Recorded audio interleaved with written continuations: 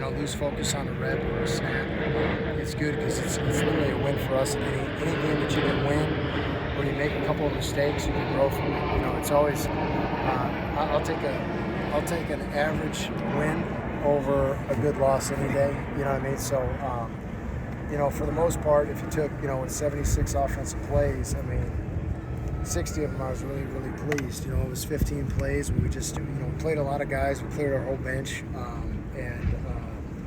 But it was some other, we had a couple penalties on a 3-point drive. We gave up an explosive against the coverage. We should never give up that explosive. We blew the coverage.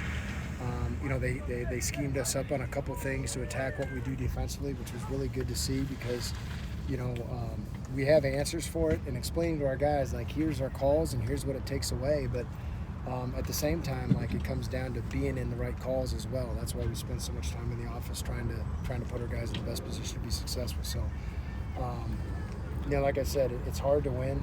Okay, it's hard to win. You look at scores, and I know people like to compare scores. For 60 of those 76 plays, I was pleased. Would like to see more effort too, and that's something we've really coached this week out of our guys, and the intensity. And I'm fully expecting us to make that step this week. Coach Dillingham talked a lot about how much he's seen Blake Shapen grow as a quarterback in recent years, and how much of a challenge it's going to be that you guys probably won't do the same thing 2 times in a row to a quarterback that's that good. What are your thoughts on him? Yeah, he's an experienced, poised quarterback. He makes good throws under pressure. He knows when he's about to get hit, and he has the courage to be able to step into some of his throws. He's also a guy that, he trusts his receivers to be in spots, so he does a great job of putting the ball in spots against certain coverages. And there's an offense, too, that really exploits space. And so I think he's just a really talented quarterback and a leader, and he's able to get the ball downfield.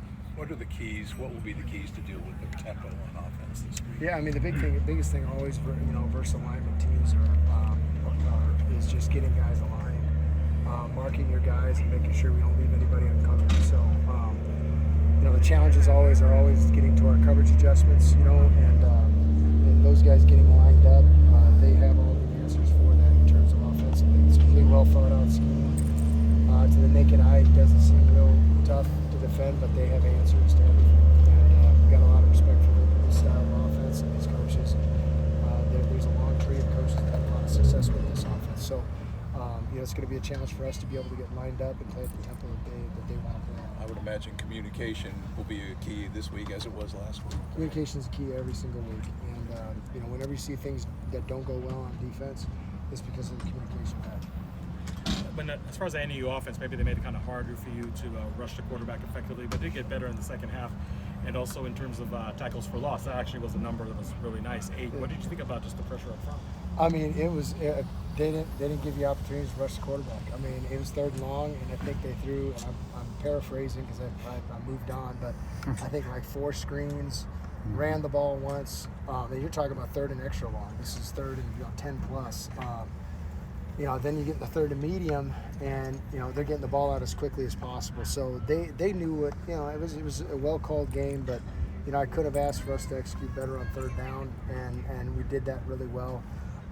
We executed pretty well in the red zone too. If you take away that last drive, and like I said, we played a lot of guys that hadn't been on the field before. You know what I mean? So it was good. I'm glad to play that type of opponent because we have. We're going to see those type of offenses that are going to try to get your vertical RPOs going, and that's something they hadn't shown. They hadn't shown any empty. They had 7 snaps empty in a 6-game breakdown for us. You know what I mean? So they came out. I think they showed us 11 snaps empty just in our game alone. So it was well. They threw the kitchen sink at us, and our guys. We had 5 or 6 3-and-outs, something like that. We were 13 of 15 on 3rd down. Our guys executed the plan. It's just there were certain things that he did to attack our defense. It's really well thought of. And we went in with, hey, we're going to be more simple, rather than put the pressure on our guys to communicate, sold out crowd, let's just play football. And they had the answers. They executed some calls, so hats off to them. They're good coaches too. Right after the game, Jordan Cook was talking about how, speaking for the whole defense, that they didn't think it was up to the defense's standard. How much do you think Cook has grown as a leader to kind of take on that responsibility? Yeah, well, first of all, I'll address that. Yeah, I mean, our standards and our expectations are always going to be super high for this defense, and they'll be every week. And you know, and that's right. I mean, when you look at the end of the game and look how we finished the game, that's the thing that's the most disappointing piece. And we blew a couple coverages that we'd actually repped and we'd worked. So hopefully, again, we're able to grow from that, and we're able to rise ourselves to the standard as we start getting the meat of our the talent that we play and the type of teams that we're going to play. McCrook is a guy that everybody trusts. That guy brings it every single day. And leadership is consistency, and leadership is influence. And that guy influences everybody by his toughness. That guy's going to answer a call in the middle of the night if you need him. He's a guy that you just depend on. I mean, he's a rare breed, and guys will get behind that dude. What have you noticed? Leaders in that group, don't you, with Elliott as well? I got different types. You got three. I mean, you got Cyrus. You know what I mean? So you see all these guys they bring, and they're different types of leaders, and they all complement each other. So we got an outstanding room. You got a guy, Tate Romney, who's the ultimate team guy. You know what I mean? So you got just good examples of what leadership should really be. You have guys that do it by work ethic, like Cook and Keyshawn. You got guys that do it that literally are up and down. They're very consistent in the way they come to work every day and their attitude, and they uplift the locker room like Cyrus. Then you got a guy like Tate he's just a leader. The guy's started games here. He's played a lot of football here, and he knows that his role on this team when he comes in, he executes. So we got a great linebacker. What do you think about the run game? They have the transfer who's a bigger back and a couple guys, and what do they like to do there? Physical dudes, downhill guys.